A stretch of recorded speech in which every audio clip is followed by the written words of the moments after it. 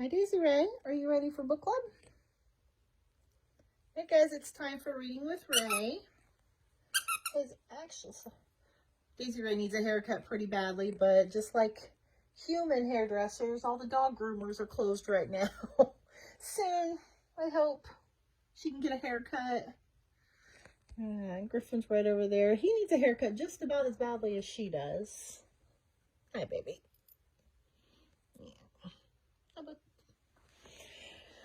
Alright. Well, Daisy played so much while I was recording the last session for yesterday that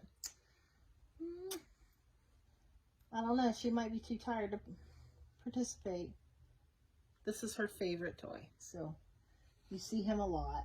There you go. You can snuggle with him.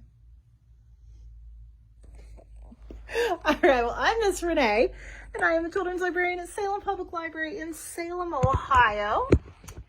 And this is Reading with Ray, our virtual book club for kids in kindergarten to about 3rd grade, but all ages are welcome to join us.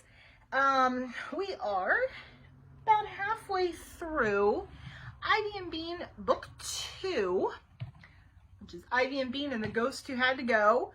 So apparently the girls' bathroom at their school is haunted. And we talked yesterday a little bit about imagination and how it can get away from us sometimes. And did Ivy really see a ghost? Even if there isn't a real ghost, she thinks she saw one. So we're going to find out what's going to happen with this ghost. Ivy and Bean is written by Annie Barrows and illustrated by Sophie Blackall. I highly recommend you go on Hoopla and get a digital copy so that you can follow along with us. There's a lot of great illustrations, and although I do try to show them this way, it's much better if you can actually see them yourself. So get a library card and get Hoopla and get a copy of this book so you can read right along with us. If you don't have a library card, get a hold of us. We can get you hooked up. So Ivy and Bean and the Ghost Who Had to Go. We'll get started here. All right, we're starting with a chapter today called No More Nonsense. And, we are right at the 50% mark, page 99 of 199. So if you need to find it, that's where we are. Here are Ivy and Bean. Looks like maybe they're probably walking home from school because school just got out. Ivy looks very sad.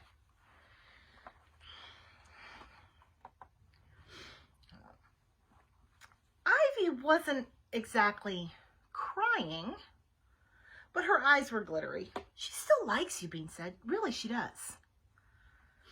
Ivy shook her head. They were supposed to be walking home, but Ivy kept stopping. She felt too awful to walk. Why did you say that stuff? Why didn't you just say that the bathroom wasn't haunted? Asked Bean. Grown-ups never like that kind of stuff. But it is haunted, Ivy said. And I'm the one who said it was. Okay, Bean said, but you don't have to tell them everything. I didn't think Ms. Aruba Tate would get mad at me. She's not mad at you, said Bean. She is mad at me, said Ivy in a choked voice. She hates me. Oh, no, she likes you because you know all the answers, Bean said. Ivy didn't say anything, but she started walking again. Ivy's in trouble, sang a voice behind them. Bean whirled around. Why don't you just shut up, Leo? That's not nice. Hey, said Leo, surprised. That's mean.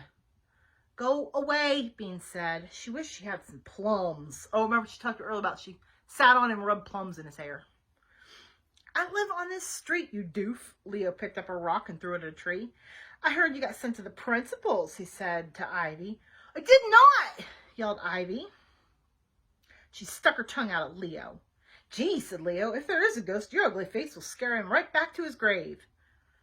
Ivy stopped sticking out her tongue. Oh, she said, Bean, that's what we have to do. What? Said Bean.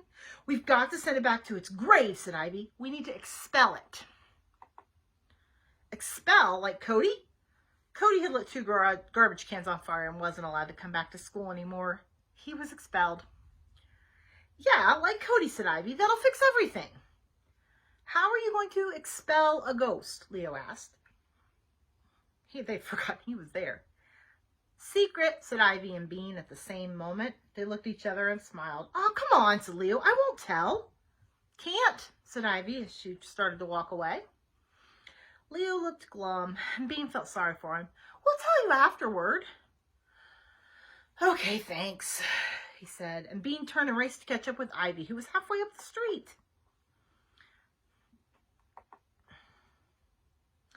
All right. I'm not sure what chapter number, but this chapter is called The Potion Solution. This is going to be great, said Bean happily. She just loved potions. The two girls were in Ivy's magic lab. The magic lab was one of the 5 little rooms that Ivy had made inside her bedroom. Chalk lines on the floor showed where one room ended and another began. There was an art studio, a living room, a doll room, a sleeping area, and the lab. Bean's favorite was the art studio, with its little white table and the stack of bins filled with markers, glitter glue, pipe cleaners, beads, colored paper, feathers, and paint. The magic lab was Ivy's favorite. In it was a bookshelf that held a shiny black rock, 4 fossils, a real snake skin, lots of bottles in all shapes and sizes, and jars of herbs and ingredients. Ivy loved to say ingredients. That is a good word. There was another table which Ivy had covered in tinfoil. On top was a plastic tub of water. Ivy had wanted a sink, but her mother had said, no way. So Ivy filled the plastic tub in the bathroom and carried it back to her lab. It spilled a lot. Ivy took her magic book from its special hiding place and began flipping through the pages. There's got to be a potion in here somewhere, she said, frowning. Then she giggled. Oh, here's one for making someone fall in love with you. Bean made a throwing up sound. Here's one for getting your money back after it's stolen. Oh, that could be useful. That's not it, said Bean, sticking her hand in the water tub. Some water spilled on the floor. I know, said Ivy, still flipping pages, but I don't see... Oh, here's another one for making someone fall in love with you. Oh, that's dumb. How come there's nothing for returning a ghost to its grave? There should be, said Bean. Most people don't want ghosts hanging around the house. Ivy looked up from her book. I wouldn't mind. What if it creaked open your closet door in the middle of the night? Asked Bean. And you could hear it breathing. Ivy thought. I'd talk to it. My grandma's cousin lived in a house with a ghost that whistled. My grandma said that when she was a girl, she always heard the ghost whistling upstairs when she went to play at her cousin's. I'd freak. Was she scared? Asked Bean. Grandma says the only thing she's scared of is chickens, but I think she's joking. I wish I'd been there, said Ivy. I would have asked it why it was haunting the house. I'm with Grandma on chickens. Chickens scare me. Bean stared at her hand in the water tub, and it looked ghostly. I bet ghosts are scared of themselves. It must be weird to look down and see through yourself. Ivy looked at her. Maybe Grandma's ghost whistled because it was trying to cheer itself up. She went back to looking at her book, and the magic lab was quiet for a minute or two. Hey, she said suddenly. Here's something that could work. It's a potion that you pour in front of your house to keep evil spirits away. Bean was feeling sorry for the ghost now. But it's not an evil spirit, she argued. It just wants the school to get off its grave. The ghost was there first. First come, first served. Yeah, you're right, Ivy agreed, but the ghost has got to go, Miss Aruba Tate said. And besides, we'll be doing a good deed for the ghost in a way. Don't you think it would rather be in its grave? Bean thought. I guess so. That bathroom is nasty. Right, so here's what we'll do. And Ivy leaned over the tinfoil. We'll make a ceremony. We'll tell it that we know it's not evil. We'll tell it that we just want it to rest peacefully. We'll tell it that we come as friends, said Bean, bouncing in her chair. We could chant, said Ivy. We come as friends. We come in peace, chanted Bean. A dance might be good too, she added. Once it goes back to the grave, we'll pour the potion around the edges of the bathroom so it can't come back, Ivy said. Sounds good, said Bean. She thought for a minute. Hey, I have an idea. You know the Egyptians? Ivy nodded, yeah. Well, they used to put presents in the grave with the dead person, stuff to play with and money. We should do that. Presents would make the ceremony even better. presents, Ivy repeated. That's a great idea. It'll be like an ancient burial. Suddenly she stood up. But first, we need to make the potion. That, that did not take us very long at all to read today. We'll do one more chapter then. We got time. This chapter is called Sneaky Beans. So what before we start, what do you guys think? Is this going to work? Are they going to be able to get rid of the ghost? What kind of presents would you give a ghost? Not even sure. This Sneaky Bean. Bean! She sounds like one of those screaming monkeys, Ivy said Ivy, stirring. She looks like one too, said Bean. Do we need more rosemary? Sure, Ivy said. Put some more in. Bean, you've got to come home now, Mom says. She's too lazy to walk across the street, said Bean. My mom tells her to go get me, and she just stands on the porch and screams. She's lazy, Ivy agreed. She looked at the jars on her shelf. She had a little bit of nutmeg and a lot of seeds she'd found in the backyard. She had some dead bugs. She had plenty of baking soda. The problem with making potions from her magic book was that she never had exactly the right ingredients. Sometimes she didn't even know what they were. The Keeping Away Evil Spirits potion had an ingredient called pony. Ivy didn't think that meant a real pony. She didn't have a pony anyway. I think we should put in some more baking soda, she said. Bean, you had better not make me come get you! Bean opened Ivy's window and leaned out. Nancy was standing on the porch, her face red from screaming. I'll be there in a minute, Bean said in her regular voice. What? Screeched Nancy. I'll be there in a minute. Bean called a little louder. There's one more thing we need, said Ivy, looking at the book again. She giggled. I can't hear you, but you better get over here right now or you'll be sorry. I'm already sorry about how stupid you look in those shorts, Bean bellowed. Ooh, that was not very nice. We shouldn't make fun of people's clothes. There was a tiny silence, and then Bean's front door banged shut. Nancy was going to tell their mom. Sheesh, said Bean. She's so touchy. But I guess I should go home. My mom will be mad if she has to come get me. Okay, said Ivy. I can do the rest by myself, but you have to get the last ingredient. She giggled again. It's the most important one. What is it? Said Bean, looking around for her shoes. The hair of an enemy. A big grin spread over Bean's face. How much? Not much, said Ivy. Just a handful. They looked at each other and began to laugh. When Bean woke up, it was dark. She sat up and peered out the window. Wow, she thought, I did it. Outside, a streetlight shone down on a car on the empty sidewalk. Everyone was asleep. Even though she hadn't really expected to wake up in the middle of the night, Bean had placed a pair of scissors on the table beside her. She took a hold of them, pointy end down, and began the tiptoe walk down the hall to Nancy's room. She's not going to cut Nancy's hair, is she? Ooh, that's going to get her in trouble. It was funny to be awake when her parents weren't. There were shadows wavering on the walls. Bean began to feel a little scared. It wasn't that she was scared she'd get caught. It was more scary not to be caught. How could her parents know that she was up?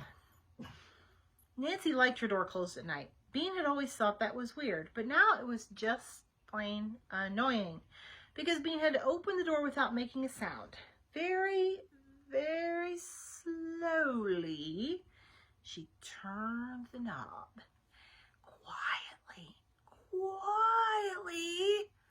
she pushed the door, gave one sharp creak, and then swung open. Oh. She is creeping down the hall, and then she's got Nancy's hair. Nancy kept her door closed, but she kept her curtain open. And this was very handy because the street light was coming in the open window, gave Bean enough light to see. Nancy was rolled into a ball under her blanket, and her long brown hair was spilled out over her pillow. Every once in a while, she gave a long, sniffy breath. Bean almost laughed. This was going to be easy peasy. But it wasn't as easy as she thought. Bean stood over Nancy's bed for a long time. She could have cut almost all of Nancy's hair off. It was lying right there. But Bean knew she wasn't going to do that. That would be meaner than anything she had ever done. And besides, she'd get caught. No, what Bean had to decide was whether she wanted Nancy to know her hair had been cut. If Bean took one piece and cut it way up near Nancy's head, it could be a couple weeks before she noticed. But then it would bug her for a long time.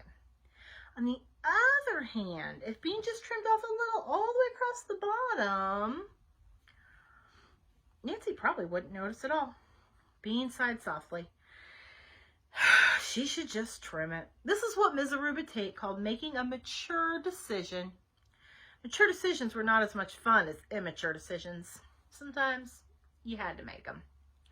Bean leaned over the pillow and began to snip very, very quietly.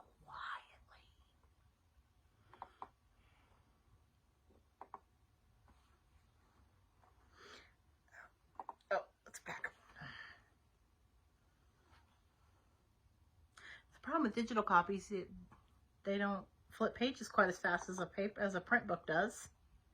Well, I was just going to show you the picture of Bean cutting Nancy's hair, but it does not want to come up for me.